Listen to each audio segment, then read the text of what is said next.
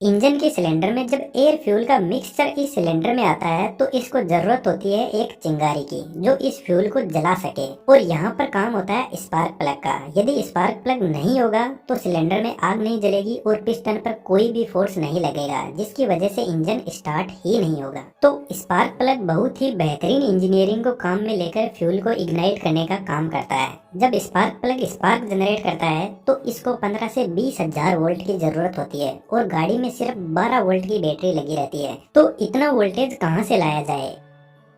इसके लिए spark plug को इतना वोल्टेज देने का काम करती है इग्निशन कोयल। इग्निशन कोयल एक ट्रांसफॉर्मर ही होता है जो बैटरी से मिल रहे 12 वोल्ट को बहुत हाई वोल्टेज में बदल देता है।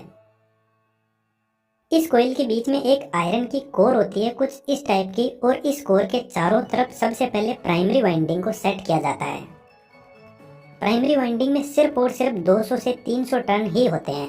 अब प्राइमरी वाइंडिंग को सिर्फ 12 वोल्ट की सप्लाई मिल रही है बैटरी से, तो इस वोल्टेज को थोड़ा सा बढ़ाने के लिए एक कैपेसिटर और कॉन्टेक्ट ब्रेकर को साथ में लगाते हैं। कैपेसिटर और कॉन्टेक्ट ब्रेकर बैटरी से मिल रहे 12 वोल्ट को बढ़ाकर प्राइमरी वाइंडिंग में 300 वोल्ट तक पहुंचा देते हैं। प्राइमरी वाइंडिंग के बीच में सेकेंडरी वाइंडिंग को सेट किया जाता है और सेकेंडरी वाइंडिंग में 20 से 21,000 नंबर ऑफ टर्न्स होते हैं कुछ इस टाइप से। दोस्तों, नंबर ऑफ टर्न से आपको कंफ्यूज नहीं होना है। जब वायर को एक राउंड लगा दिया जाता है तो एक टर्न हो जाता है, दो लगा दिए जाते हैं तो दो टर्न हो जाते हैं। इस तरीके से सेकेंडरी वाइंडिंग में 20 से 21,000 टर्न होते हैं। और जब हम वाइंडिंग को बनाते हैं उस टाइम इनको फिक्स कर लेते हैं कि कितने टर्न हमें कौन सी वाइंडिंग में लगाने हैं। जब प्राइमरी वाइंडिंग में बैटरी से सप्लाई दी जाती है तो इसके पास में मैग्नेटिक फील्ड जनरेट होगा और magnetic field line secondary winding के पास में भी पहुंचेगी और सेकेंडरी वाइंडिंग में भी करंट फ्लो होने लग जाएगा। जब हमने वेल्डिंग ट्रांसफार्मर के बारे में बात की थी तो इस वीडियो में मैंने इस कैलकुलेशन के बारे में बताया था और हल्का सा मैं फिर से बता रहा हूँ, तो आप इस वीडियो को एक बार जरूर से देखना। एक सिंपल सा फॉर्मूला होता है जिसमें प्राइमरी वाइंडिंग में नंबर ऑफ टर्न्स है 300, यही N1 है, और सेकेंडरी वाइंडिंग में नंबर ऑफ टर्न्स है 21,000, यही N2 है। प्राइमरी वाइंडिंग का वोल्टेज V1 300 वोल्ट है और सेकेंडरी वाइंडिंग में वोल्टेज हमें निकालना है। सिंपल सी कैलकुलेशन करने पर हमें वोल्टेज मिल जाएगा 21,000 वोल्ट। इस तरीके से इग्निशन कोयल बैटरी से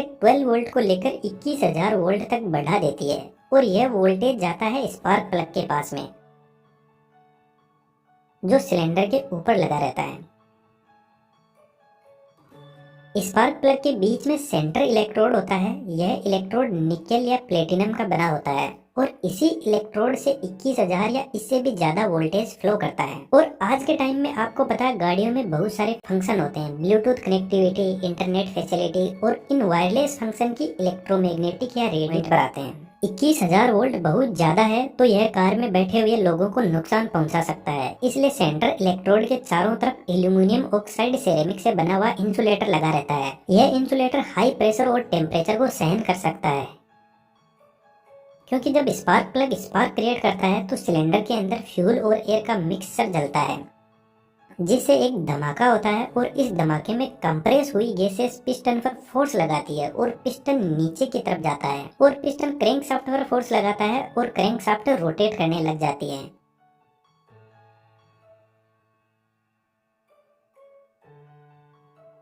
तो जब सिलेंडर में धमाका होता है तो ये फोर्स स्पार्क प्लग पर भी लगता है और कहीं से सिलेंडर में गैस लीक ना हो जाए, इसलिए इंसुलेटर हाई प्रेशर और टेम्परेचर को सहन कर सके ऐसी प्रॉपर्टीज इसको दी जाती है।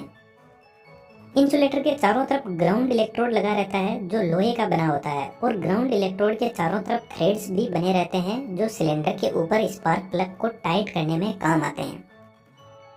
अब जो स्पार्क प्लग का वर्किंग प्रिंसिपल है वह रियली में कमाल का है। सेंटर इलेक्ट्रोड और ग्राउंड इलेक्ट्रोड के बीच में हल्का सा गैप रखा जाता है। जो सेंटर इलेक्ट्रोड होती है वह पॉजिटिव का काम करती है और ग्राउंड इलेक्ट्रोड नेगेटिव का। और ग्राउंड इलेक्ट्रोड सिलेंडर के साथ में टच रहती है और सिलेंडर इंजन से और इंजन कार की बॉडी से। इसलिए आपने देखा होगा कि कार की बैटरी का नेगेटिव टर्मिनल को कार की बॉडी से टच किया जाता है ताकि नेगेटिव के लिए हमें अलग से वायर न लगाना पड़े। कार की बॉडी ही नेगेटिव वायर का काम करती है। आप घर पर ट्राई करना, किसी बैटरी के पॉजिटिव और नेगेटिव को जब हम टच करते हैं तो एक स्पार्क जनरेट होता है, लेकिन वहाँ पर जब हम दोनों वायर को टच करेंगे तभी स्पार्किंग होगी। लेकिन स्पार्क प्लग में बहुत हाई वोल्टेज होता है और इतने वोल्टेज के पास में नेगेटिव वायर को ले जाएंगे तो टच करने की जरूरत नहीं है, दूर से ही स्पार्किंग होने लग जाएगी। तो जब सिलेंडर के अंदर एयर फ्यूल का मिक्सचर ऊपर की तरफ कंप्रेस हो जाता है तब स्पार्क प्लग में सप्लाई दी जाती है और जैसे ही सप्लाई दी जाएगी तो एक जबरदस्त स्पार्क क्रिएट होगी और यही स्पार्क फ्यूल में आग लगा देगी और स्पार्क प्लग की सप्लाई बंद कर दी जाएगी। इसके